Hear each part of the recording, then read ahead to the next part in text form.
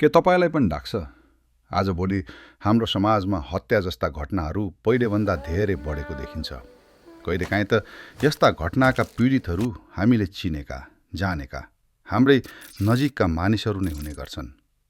तपाईलाई लाग्न सक्छ अहिले हामी पहिलेभन्दा धेरै शिक्षित छौँ।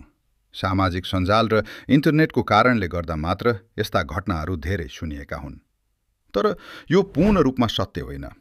यदि हामीले पहिले र अहिलेको होमिसाइडको दर सम्बन्धी तथ्याङ्क हेर्ने हो भने UNODC को तथ्याङ्क अनुसार सन् 2001 र सन् 2024 बीचको फरक त्यति धेरै देखिँदैन। आखिर नेपालमा आजभोलि हत्या र हिंसाका घटनाहरू किन बढेको जस्तो देखिन्छ र यसको पछाडि वास्तविक कारण के हो?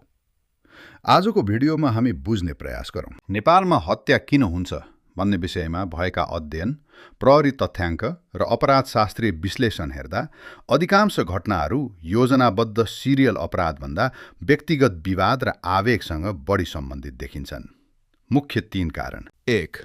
व्यक्तिगत सम्बन्ध र आवेग सबैभन्दा ठूलो कारण। नेपालमा धेरै हत्या निम्न कारणले हुने गरेका छन्। श्रीमान श्रीमती वा प्रेम सम्बन्धको विवाद, पारिवारिक झगडा, छिमेकी बीचको विवाद, रिसको आवेगमा भएको आक्रमण, बदला। धेरै घटनाहरू पूर्व योजना बिना तत्कालको रिस वा झगडाका क्रममा हुने गरेको पाइन्छ। 2. मदिरा वा लागु पदार्थको प्रभाव। धेरै घटनामा मदिरा सेवनपछि सामान्य विवाद ठूलो झगडामा बदलिनु, आत्मनियन्त्रण घट्नु, आक्रामक व्यवहार बढ्नु। यद्यपि मदिरा आफैले हत्या गराउँदैन, यसले जोखिम बढाउने कारकको रूपमा काम गर्न सक्छ। 3.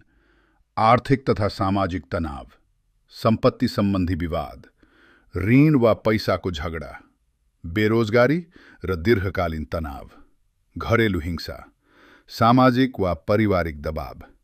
यी कारणहरूले द्वन्द्व बढाउन सक्छन् र केही अवस्थामा हिंसात्मक अपराधसम्म पुग्न सक्छन्। महत्त्वपूर्ण कुरा, नेपालमा हुने अधिकांश हत्या अपरिचित व्यक्तिबीच होइन, एक अर्कालाई चिन्ने व्यक्तिहरूबीच हुने गरेको देखिन्छ, जस्तै परिवारका सदस्य, आफन्त, साथी, छिमेकी वा चिनजानका मानिसहरू। अब प्रश्न उठ्छ, यस्ता घटना कम गर्न के गर्न सकिन्छ? विशेषज्ञहरूका अनुसार यसको समाधान केवल कडा कानुन बनाउनु मात्र होइन। विद्यालयदेखि नै भावनात्मक शिक्षा, रिस नियन्त्रण, द्वन्द्व समाधान गर्ने सिप र मानसिक स्वास्थ्यबारे शिक्षा दिन आवश्यक छ। साथै घरेलु हिंसा र पारिवारिक विवादको समयमै समाधान, मदिरा तथा लागु पदार्थको दुरुपयोग नियन्त्रण र जोखिममा रहेका व्यक्तिहरूलाई मनोसामाजिक सहयोग उपलब्ध गराउनु पनि उत्तिकै महत्त्वपूर्ण छ।